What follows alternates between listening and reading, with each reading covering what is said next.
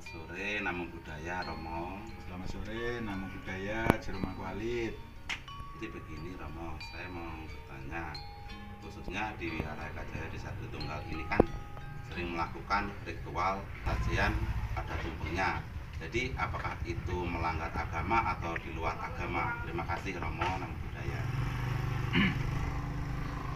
Terima kasih, pertanyaan yang sangat bagus, yaitu dari Jero Mangku Alit Surono Dharma, mewakili dari pemuda Wihara Eka Jaya Desa Tritunggal, Kecamatan Wawekarya, Kabupaten Lampung Timur.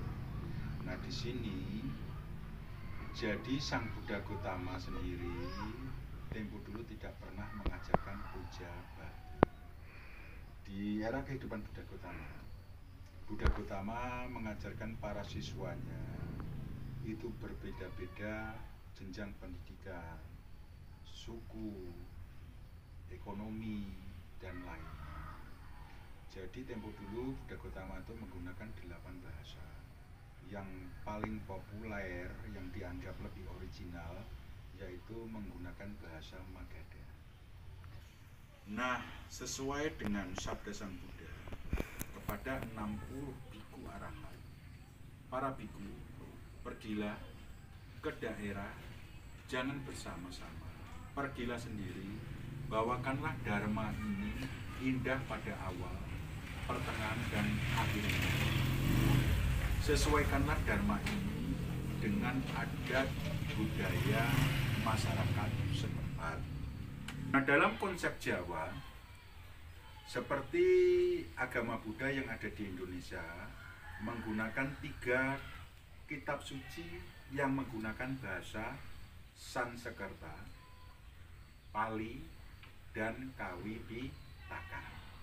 Bagi kita, komunitas Buddha Jawi, itu tetap merujuk kepada ajaran Buddha Gotama Sakyamuni yang berbahasa Jawa kuno, yaitu Kawi Pitaka. Sumber referensinya apa? Kitab Sangyang Kamahayanika, Siksakanda Karsiyan, Kunjara Karna, Negara Kertagama, dan yang lain-lainnya. Nah, seperti yang ditanyakan oleh Jero Mangku Alit Surono Dharma tadi, kenapa sih kita kok puja baktinya menggunakan bahasa Jawa? Itu sebenarnya menggunakan bahasa apapun boleh. Memakai bahasa Tibet boleh, menggunakan bahasa Tionghoa atau Cina boleh, menggunakan bahasa Thailand, Burma, Bhutan, Nepal dipersilahkan. Namun perlu kita sadari bahwasanya bangsa yang besar yang tidak akan meninggalkan akar budaya leluhur bangsa yang adiluhur. Di sini mantra-mantra Jawa, kidung-kidung Jawa sebenarnya tetap bersumber pada kitab Tripitaka. Tripitaka yang berbahasa Kawi, yaitu Jawa kuno.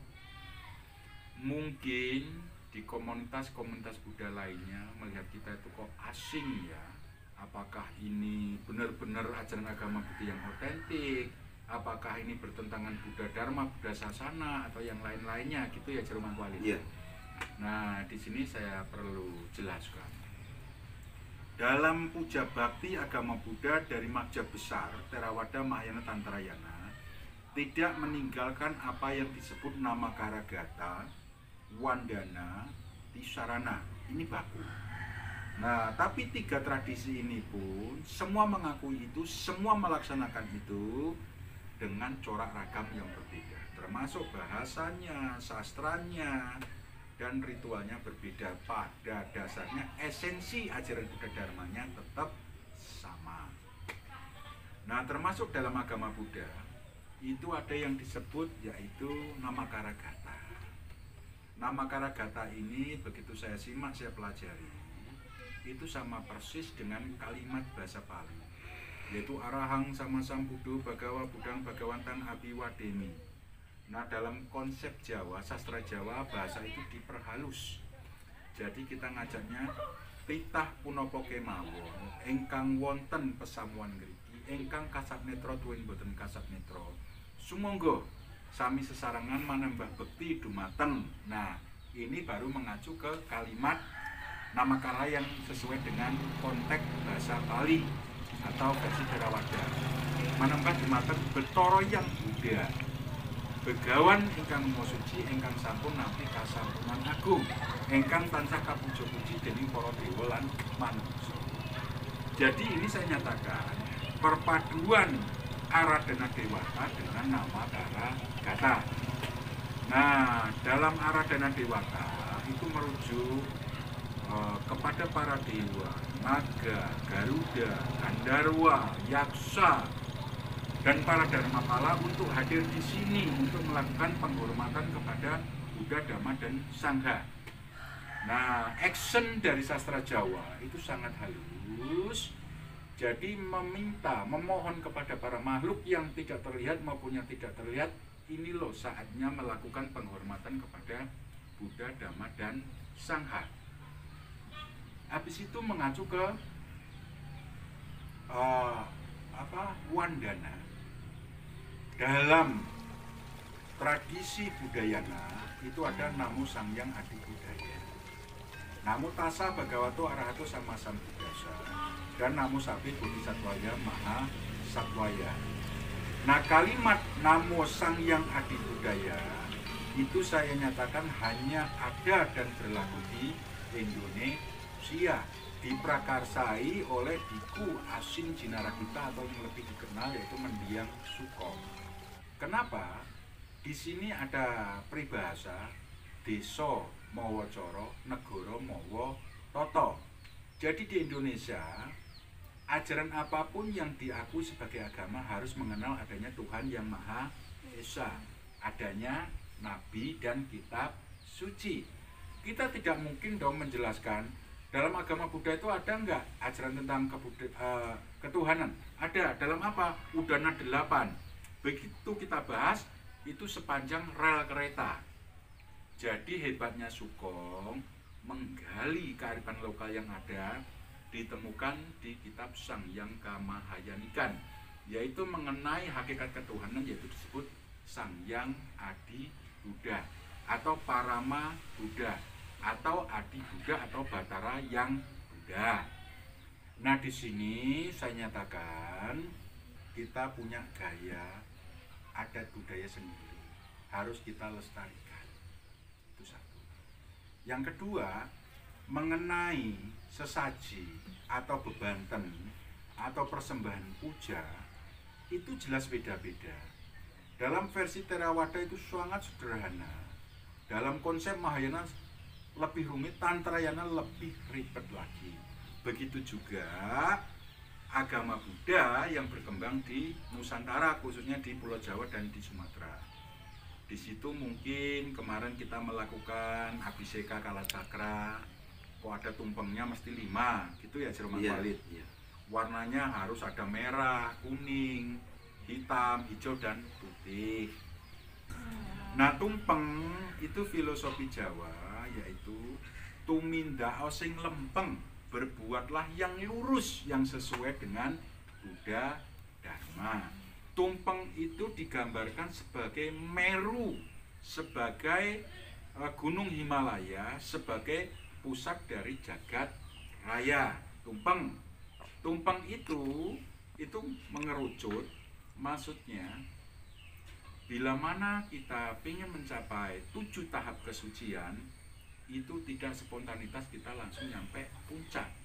Dari bawah, menengah, dan nyampe puncaknya. Ini dalam konsep agama Buddha disebut manunggale kawula lan Gusti.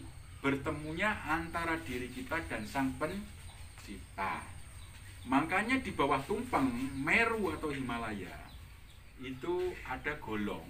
Golong itu nasi yang dibikin bulat, ya. Itu sebenarnya golong itu golong ketekat. Golong ketekat itu membentuk suatu semangat tekad untuk kembali ke ajaran budi pekerti luhur, yaitu kepada Buddha, Dharma, dan Sangha. Nah, sedangkan warna 5 itu sebenarnya sedulur papat, kalimo, pancer. Dalam agama Buddha itu disebut sebagai catur maha. Nah, catur itu 4, maha itu besar, buta itu pembentuk jasmani kita, dan panca skanda, yang putih itu panca skanda. Nah, itu juga bisa diartikan sebagai panca dhyani Buddha, yaitu Buddha Amitabha, Buddha Ratnasambhawa, Buddha Vairocana, dan lain-lainnya. Bisa dimengerti sini. Dan itu bisa dimaksudkan panca dhyani bodhisatwa. Nah, di situ kalau warna-warna itu sebenarnya merah atau cinta kasih atau Buddha Amitabha itu terletak di barat. Mudranya apa? Dhyana mudra. Mantranya apa? Om Ami Dewa Rih. Saktinya siapa? Batari Sri Awalokiteswara. Mantranya apa? Om Manipat Mehom. Dalam mantra Jawa apa? Yaitu Hong Wilaheng Sekaring Buwono Langgeng. Om itu jelas mengacu kepada Buddha, Dhamma, Sangha, ya. Mani itu permata, Padma yaitu bunga teratai, dan Hum, semoga mantra ini membawa ketentraman, kebahagiaan, kedamaian bagi kita semuanya. Jadi Om Mani Padme Hum itu sama dengan Hong Wilaheng Sekaring Buwono Langgeng. Jadi kembali ke persembahan-persembahan itu, Jero Mangku Alit, daerah Buddha Gotama itu tidak ada yang disebut Buddha Rupa. Jadi tidak ada patung. Jadi melakukan puja kepada siapa? Langsung ke hadapan Buddha Sakya Muni. Nah, persembahannya itu apa? Biasanya dulu disebut Amisa Puja, yaitu apa? Bunga, terus dupa, serta penerangan, sasongko, pancoko atau lilin, dan buah serta makanan. Setelah Sang Buddha wafat atau memasuki alam Mahaparinibbana, para siswa itu berupaya untuk selalu melakukan penghormatan kepada relik Buddha. Sehingganya setelah Buddha mangkat atau Mahaparinibbana, yang menjadi objek pemujaan itu yaitu pohon Bodhi. Selain pohon Bodhi apa? Pada dekade akhir abad sebelum Masehi, Buddha Rupang pertama kali dibikin di Kerajaan Gandhara. Gandhara itu tempatnya siapa? Yaitu Raja Sakuni dalam epos Mahabharata. Untuk saat sekarang Gandhara itu di daerah Afghanistan dan Pakistan, tapi tetap mengacu pada 32 ciri manusia agung atau Mahapurisa Lakana. Nah, setelah itu agama Buddha berkembang ke daerah masing-masing. Jadi objek persembahan, sesaji atau banten itu berbeda-beda menyesuaikan dengan daerah dan adat budaya masing-masing. Coba Anda semua lihat, bila mana kita masuk ke wihara Cina, itu ada buah yang bermacam-macam, aneka makanan yang berbeda-beda, dan persembahan yang berbeda-beda. Apakah itu bertentangan Buddha Dharma? Oh tidak. Intinya esensi Buddha Dharma jangan ditinggalkan ya, Jero Mangku Alit. Bahwasanya persembahan air itu simbol bahwa diri kita harus bersifat seperti air yang harus menuju ke bawah. Jangan sombong, jangan congkak, selalu rendah hati. Lembah manah itu rendah hati, ya. Dan sifat kalian harus jernih, sejernih air. Jangan riak, jangan dikit-dikit, kalau tidak aku ndak bisa, kalau tanpa saya ndak mampu. Jangan sampai komunitas umat Buddha bersifat seperti itu. Terus yang kedua, jadilah seperti sasangka atau pancaka. Sasongko atau pancoko yaitu lilin atau pelita. Kalian harus menyalakan kebenaran. Jangan malah mematikan cahaya orang lain. Ini ironisnya terjadi, sangat ironis, sangat tragis. Di komunitas umat Buddha ini pun terselubung dengan yang disebut majelis dan sekte, sehingganya sering mematikan cahaya orang lain atau majelis orang lain. Kita jangan bersikap seperti itu. Jadilah cahaya yang menerangi alam semesta, jangan malah mematikan. Bisa dimengerti? Bisa. Terus selanjutnya buah. Kenapa harus buah? Itu sebenarnya simbol dari hukum karma. Carilah buah yang terpilih, terbagus, setelah itu sajikanlah kepada Triratna. Maksudnya apa? Dalam kehidupan sehari-hari, berbuatlah baik sebaik-baiknya melalui pikiran, ucapan, dan tindakan, agar buah yang kalian tanam menjadi karma baik yang akan datang pada diri Anda, termasuk bugo atau makanan. Di situ makanan ini termasuk tumpeng dan lain-lainnya. Itu pengembangan ya, Jero Mangku Alit ya. Jadi dikembangkan lebih detail. Nanti kalau kita jabarkan semua 5 jam tidak cukup. Terus yang kelima yaitu tentang bunga. Bunga Padma, bunga Tagara, bunga Mandarawa atau yang lainnya. Bunga Padma itu sebagai simbol kesucian dari para Buddha Bodhisattva. Jadi bunga Padma itu bisa tumbuh di 3 alam, yaitu alam bawah, alam lumpur, alam tengah, alam air, dan alam angkasa atas, yaitu dalam konsep Buddha bur, buah, swah. Itu. Jadi Anda semua jadilah seperti bunga teratai.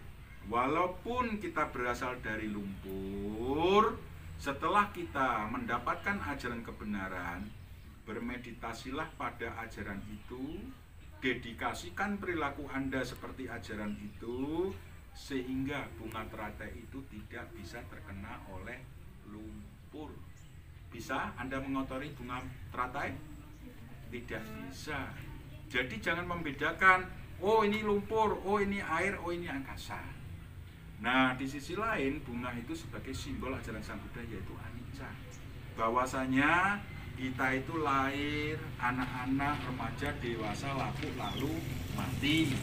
Jadi 3 ajaran yang di sini yang harus kalian pahami. Umat Buddha itu kudu ngerti asale, kudu ngerti lakune, lan kudu ngerti apa? Ngerti galine utawa muliye. Kita berasal dari mana? Berasal dari orang tua kita. Dalam konsep Jawa diajarkan sutra bakti seorang anak kepada orang tua, yaitu Anda itu berasal dari orang tua. Anggaplah orang tua itu sebagai Tuhan yang berwujud. Jadi umat Buddha itu tidak boleh namanya ngelawan sama orang tua, harus berbakti. Bisa dimengerti? Setelah Anda bisa berbakti kepada orang tua, baru bisa menjalankan dharma Buddha dengan baik dan benar dalam kehidupan sehari-hari. Setelah Anda mendapatkan ajaran dari para guru, dedikasikanlah ajaran ini, kembangkanlah ajaran ini, sehingga setelah kita tua, kematian akan menjemput kita, kita sambut dengan sukacita. Bahwasanya kematian itu bukan akhir dari kehidupan, tapi awal dari kehidupan untuk memproses kehidupan sehingga ketemu guru yang berkualitas, bisa mempraktekkan dharma dalam kehidupan sehari-hari sehingga kita mencapai tujuan akhir yaitu nibbana atau nirwana. Titik finalnya Jero Mangku Alit, bahwasanya sesaji itu sebagai sarana ungkapan rasa syukur kita kepada Sang Hyang Adi Buddha, kepada alam semesta, kepada orang tua, kepada para leluhur dan tetua kita, sebagai ungkapan terima kasih kita melalui bumi diberi makanan, melalui air, melalui matahari kita diberi segalanya. Itu sebagai ungkapan syukur terima kasih kita. Bisa dimengerti? Bisa. Oke, kalau begitu karena ini waktunya sudah sore, kita juga akan ada persiapan untuk melakukan puja bakti di wihara. Saya cukupkan sekian, semoga hal ini bisa mencerahkan dan bisa menjadi sumber inspirasi bagi umat Buddha se-Nusantara, khususnya umat Buddha di Lampung Timur, terkhusus lagi untuk Pesamuan Wihara Eka Jaya Desa Tritunggal Wawe Karya. Terima kasih. Mugi sedaya titah mangya raharja. Rahayu, rahayu, rahayu.